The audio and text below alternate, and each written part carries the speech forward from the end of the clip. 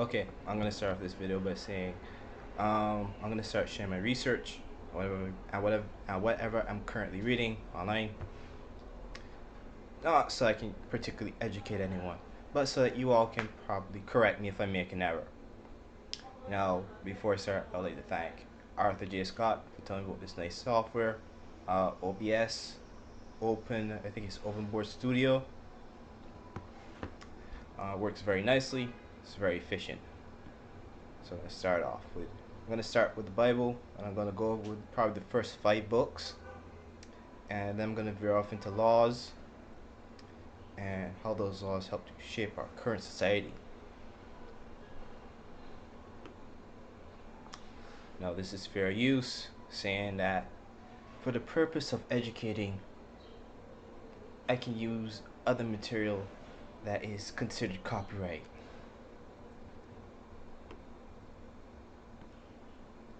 Wait, I go back a bit.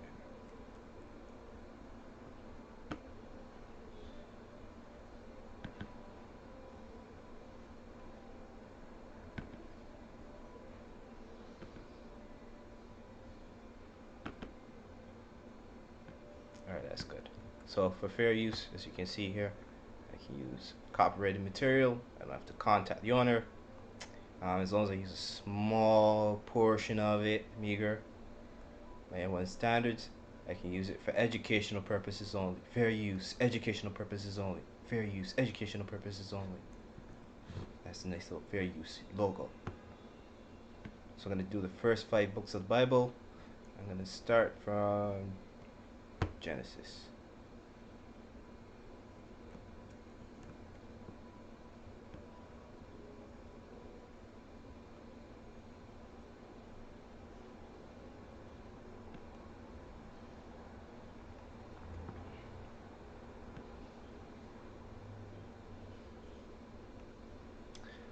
I'm using the Brenton Sep translation. The beginning, God made the heaven and the earth. 1, 2. But the earth was unsightly and unfinished, and darkness was over the deep, and the Spirit of God moved over the water. It's kind of odd. It's not like saying God was there. It was like someone was looking up and saying, "Yo, they just got God looking over the water." First day, light. And God said, 3. And God said, let there be light, and there was light.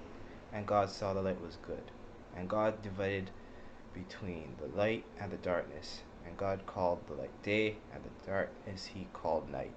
And there was evening, and there was morning, the first day. Second day, firmament. And God said, let there be a firmament in the midst of the water, and let there be a division between the water, and so it was. And God made the firmament. And God divided between the water which was under the firmament, and water which was above the firmament. And God called the firmament heaven, and God saw that it was good. So what's a firmament? That's really odd. What's a firmament? God created a firmament, or is above the... No. I mean, what definition?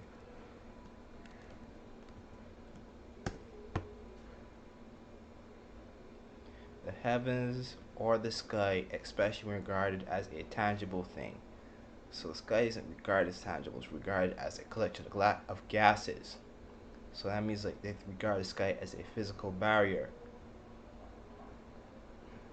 A sphere or world viewed as a collection of people. Let me...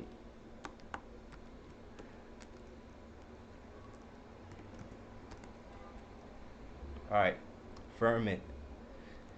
Mid-13th century, Old French, firmament, or directly from Latin, firmamentium. Firmament, literally a support or strengthening. From firmus, strong, steadfast, enduring. See, firm, adjective. So this is something that's solid. It's in regards to something solid.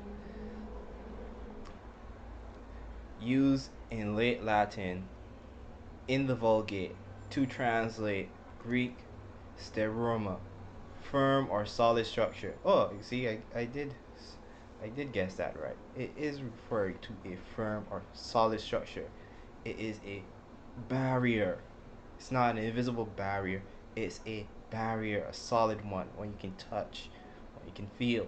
It's not made of gases. You can't push your hand through it. Which translated, Hebrew raquia, requia, raquia, a word used both of the vault of the sky and the floor of the earth in the Old Testament, probably literally expands from raqua, spread out, but in Syriac meaning to make firm or solid. Hence the erroneous translation related firm mental. So basically they're talking about a solid barrier. In the NIV, the New International Version, they use the word expanse. And God saw it, and God called the firmament heaven, and God saw that it was good. And there was evening, and there was morning, the second day. So there's a barrier. There's a barrier above. So this is what it's supposed to look like. This is the earth as described in the Bible. This is what it just described. Let me go back to it. The second day, firmament, and God said, "Let there be a firmament in the midst of the water, and let it be a division between water and water." And so it was, and it was so. I'm sorry for my very bad reading and mumbling. You'll have to bear with it, or do your own reading. And God made the firmament, and God divided between the water which was under the firmament and water which was above the firmament. And God called the firmament heaven, and saw that it was good. And there was evening and morning the second day. So let's go back to this picture. Ocean of heaven. So this will be considered firmament, where your initial heaven is. And this is like the waters below the firmament. And this is the waters that make up the earth.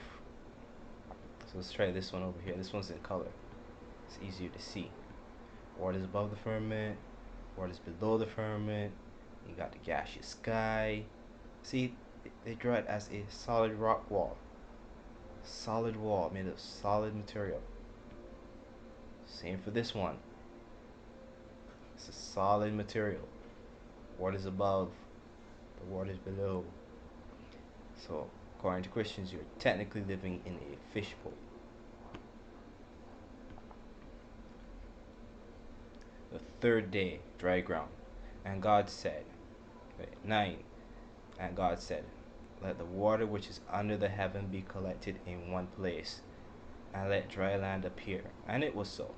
And the water was under heaven, and the water which was under the heaven was collected into its place. My throat's dry. And the dry land appeared. 10. And God called the dry land earth, and the gatherings of the waters he called seas. And God saw that it was good. And God said, "Let the earth bring forth herb of grass, bearing seed according to its kind, and according to its likeness. And the fruit tree bearing fruit, whose seed is in it according to its kind on the earth." And it was so. 12. And the earth brought forth herb of grass, bearing seed according to its kind, according to its likeness, and the fruit tree bearing fruit, whose seed is in it according to its kind on the earth. And God saw that it was good.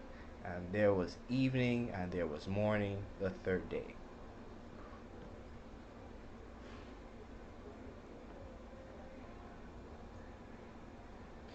The fourth day, sun, moon, stars. So back on this one, you already created light, right? It was that just creating the concept of light.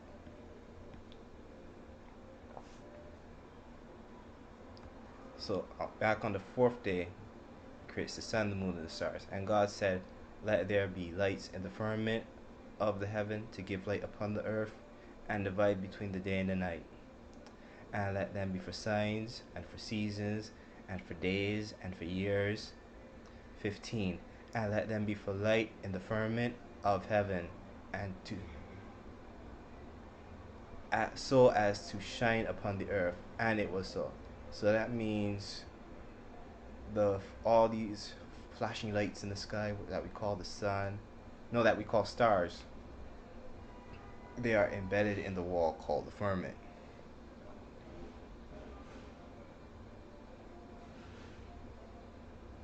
And God made two great lights, the greater light for regulating the day, and the lesser light for regulating the night.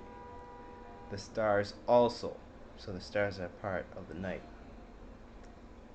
They're part of that lesser light that shines at night. 17. And God placed them in the firmament of heaven.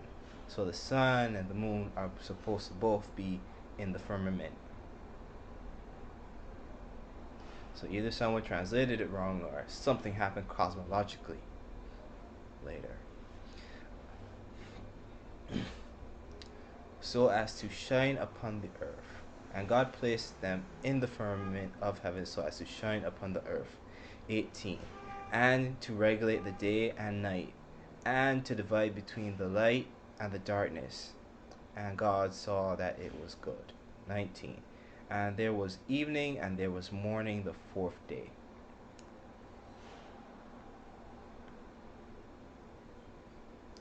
The fifth day, fish and birds. And God said, let there be waters. And 20. And God said, let there be waters, bringing forth reptiles having life, and winged creatures flying above the earth in the firmament. And it was so. And God made great whales, and every living reptile which the waters brought forth according to their kinds, and every creature that flies with wings according to its kind. And God saw that they were good. And God blessed them, saying, increase and multiply, and fill the waters in the seas, and let the creatures that fly be multiplied upon the earth. And there was evening and there was morning the fifth day. The sixth day, creatures on the land. 24. And God said, let the earth bring forth the living creatures according to its kind, quadrupeds, reptiles, wild beasts of the earth according to their kind. And it was so. 25. And God made the wild beasts of the earth according to their kind, and cattle according to their kind, and all the reptiles of the earth according to their kind. And God saw that they were good. 26. And God said, let us make man in our own image and likeness, and let them have dominion over the fish of the sea, and over the flying creatures of heaven, over the cattle of all the earth, and over all the reptiles that creep on the earth. 27. And God made man according to the image of God. And at 27. And God made man according to the image of God. He made him. Male and female he made them. 28. And God blessed them, saying, increase and multiply, and fill the earth and subdue it, and have dominion over the fish of the seas, and the flying creatures of heaven, and all the cattle, and all the earth, and all the reptiles that creep on the earth. 29. And God said, behold, I have given to you every seed bearing herb, sowing seed upon which no, I gotta reread that. I have to reread that. And God said, behold, I have given you every seed bearing herb, sowing seed which is upon the earth, and every tree which has in itself fruit of seed which that is sown. To you it shall be food. So let me reread that. 27. And God said, behold, I have given you every seed bearing herb, sowing seed which is upon the earth. So we're supposed to be eating herbs that bear seeds, and every tree which has in itself fruit of seed that is sown. So it has to have some sort. It can't be a spore like a mushroom. So it has to have fruit seeds that have to go into the earth to be, that have to go into the earth to grow, and it shall be for your food. 30. Let me raise this up. 30. And all the wild beasts of the earth, and all the flying creatures of heaven, and to every reptile creeping on the earth, which has in itself breath of life, even green plant for food, and it was so. And God saw that all these things he had made, and behold, they were very good. And there was evening and morning the sixth day.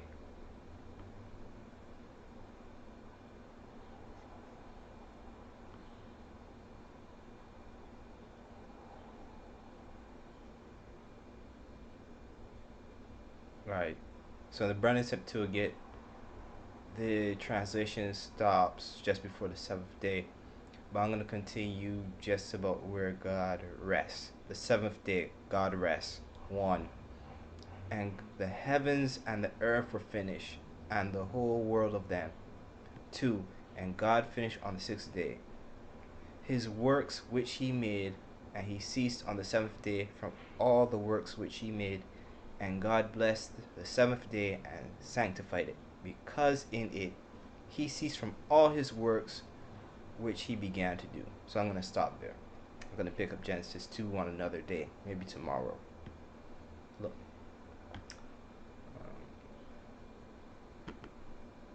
Alright. Today is July 7th. I'm making this video because so much of our culture is dominated by what was written in the Bible. Or rather, what's supposedly based off of the Bible. Our laws, our form of governance. So much of our culture has been controlled by what was put into the Bible. Furthermore, it's part of what's called racism, where one group of people say, we have this Bible and it gives us the right to enslave you other peoples.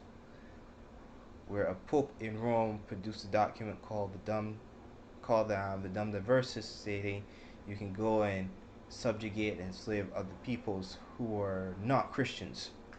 And I know people say it was only for Muslims, but they went all around the world and they still used it for all the other different peoples. They went all the way to Australia and they still tried to use the document. No, we have this document stating that we have dominion over you people since you're not Christians. And they went off and used slavery and genocide on billions of people, and then pretended like it was only millions, and then later on they pretended like, well, we don't know if there was anyone there, and then later on then they admit like, oh yeah, the survivors are still like, it was only like a few thousand people, we only found like a few people. It was like, no, billions of people were slaughtered because of slavery that was based in the Bible, because a modern empire wanted to try and rule the world using it as their premise. Now, I'm going to try and stop here before I ramble on without providing proper evidence to everyone. Oh, sorry about that. Let's see.